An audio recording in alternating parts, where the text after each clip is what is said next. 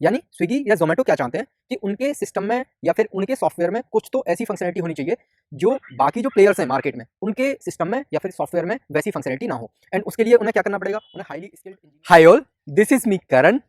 So these days I am in my village and recording this particular video from my farm.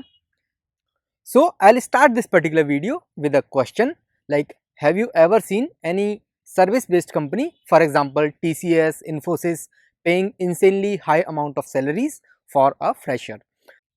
And 99.99% of the time your answer will be no.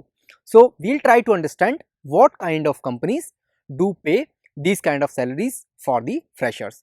So चलो let's start the discussion.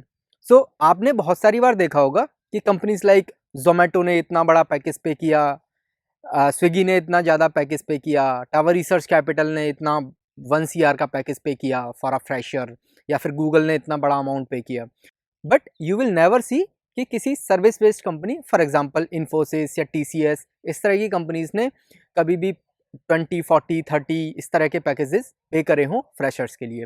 तो इसके पीछे की क्या reasoning रहती है, क्यों जो प्रोडक्ट बेस्ड कंपनीज होती हैं वो ज़्यादा पैकेज पे करती हैं as compare to service based firms, वो हम समझने की कोशिश करेंगे। So to get the better understanding of the picture I will take the example of Zomato and Swiggy. तो जोमेटो एंड स्विगी क्या है, एक दूसरे के कॉम्पिटिटर हैं। तो लेट से स्विगी क्या चाहता है कि कैसे भी करके उसके जो डिलीवरी कॉस्ट है वो कैसे भी करके कम हो जाए, या फिर जो इंजीनियर है जो उनको ज्वाइन कर रहा है वो कुछ तो ऐसा एल्गोरिदम डेवलप करे या फिर कोई तो ऐसा सॉल्यूशन प्रोवाइड करे जिससे उनकी जो ओवरऑल कॉस्ट है वो आधा हो जाए। तो उसकी वजह से क्या होगा कि स्विगी में जिस इंजीनियर ने जो इनोवेशन किया है वो इनोवेशन की वजह से उनका जो प्रॉफिटेबिलिटी है वो ऑलमोस्ट डबल हो गया, बिकॉज उनका जो कॉस्ट है वो 50% डाउन हो गया। सो अभी उन्होंने अपने जो इंजीनियर है या फिर जिसको हायर किया है बहुत ज़्यादा अमाउंट का सैलरी देने के बाद, तो उससे उनका एक्सपेक्टेशन क्या है, उससे उनका एक्सपेक्टेशन है कि वो कुछ तो ऐसा इनोवेट करेंगे या फिर कुछ तो नए आइडियाज़ लेके आएंगे जिससे उनकी जो कॉस्ट है वो बहुत ज़्यादा डिक्रीज़ हो जाएगी, एंड जिसकी वजह से वो जोमेटो से कॉम्पीट कर पाएंगे। अभी क्या होगा कि जब जोमेटो को पता चलेगा कि स्विगी इस तरह के सॉल्यूशंस अपने यहाँ पे अप्लाई कर रहा है, तो जोमेटो क्या करेगा कि जो हाईली स्किल्ड इंजीनियर्स हैं उनको हायर करेगा, उनको हायर करने के लिए वो बहुत ज़्यादा सैलरी पे करने लगेगा। यानी स्विगी या जोमेटो क्या चाहते हैं कि उनके सिस्टम में या फिर उनके सॉफ्टवेयर में कुछ तो ऐसी फंक्शनलिटी होनी चाहिए जो बाकी जो प्लेयर्स हैं मार्केट में उनके सिस्टम में या फिर सॉफ्टवेयर में वैसी फंक्शनलिटी ना हो। एंड उसके लिए उन्हें क्या करना पड़ेगा, उन्हें हाईली स्किल्ड इंजीनियर्स हायर करने पड़ेंगे।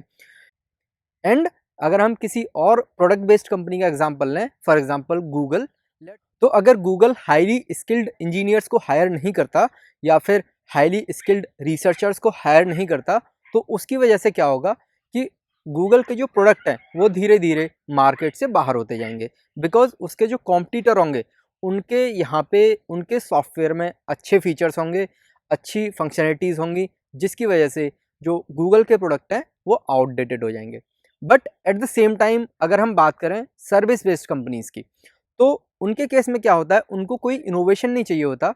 इट इज़ जस्ट दैट उनको कोई तो क्लाइंट होगा वो उनको रिक्वायरमेंट दे देगा that we want these kind of functionalities in our software, and जो भी एग्जिस्टिंग टेक्नोलॉजी है उसको यूज़ करके आप हमें सॉफ्टवेयर बना के दे दो, सो दैट कि हमारा जो काम है वो चलता रहे।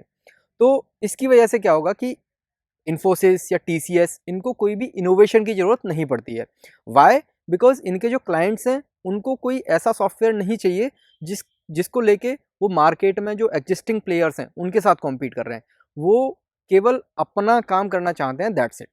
But in case of product based companies, उनको जो बाकी प्रोडक्ट बेस्ड कंपनीज हैं या फिर उनके जैसा जो प्रोडक्ट मार्केट में जो कंपनीज बना रही हैं उनके साथ कॉम्पीट करना होता है, जिस वजह से उनको बहुत ही हाईली स्किल्ड इंजीनियर्स की ज़रूरत पड़ती है, सो दैट कि कंटिन्यूसली जो प्रोडक्ट है उसमें इनोवेशन हो सके, एंड जिसकी वजह से वो मार्केट में बने रहें।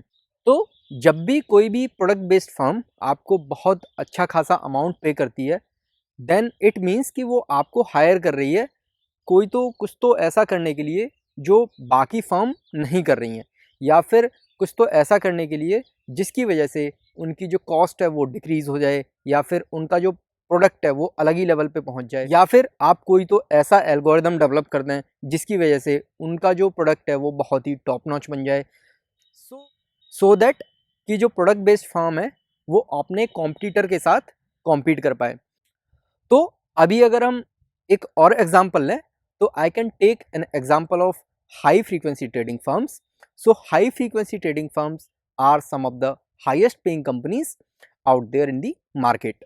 तो अभी क्या होता है कि अगर दो हाई फ्रीक्वेंसी ट्रेडिंग फर्म्स हैं तो उनको कुछ तो ऐसा करना पड़ेगा जो कि दूसरी फर्म नहीं कर पा रही है, because they are the competitor of each other.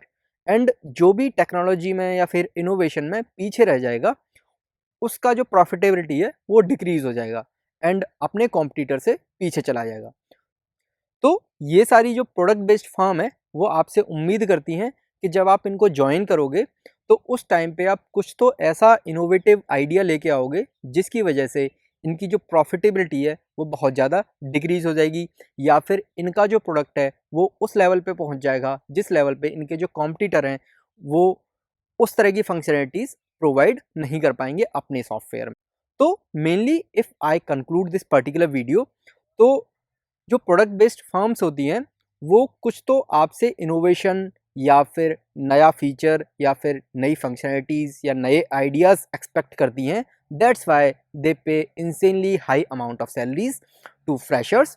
And वहीं पे अगर हम सर्विस बेस्ड कंपनीज़ की बात करें तो उनको ऐसा कुछ नहीं चाहिए होता है। इट इज़ जस्ट दैट कि जो भी एग्जिस्टिंग टेक्नोलॉजी है उसको यूज़ करके उनको सॉफ्टवेयर बनाने होते हैं सो दैट कि वो अपने क्लाइंट्स की जो रिक्वायरमेंट है उनको फुलफिल कर पाएँ।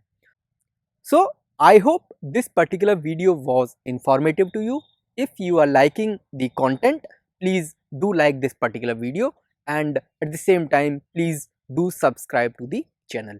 तो चलो मिलते हैं किसी अगले वीडियो में जिसमें हम किसी और टॉपिक के बारे में बात कर रहे होंगे। So thanks for watching the video.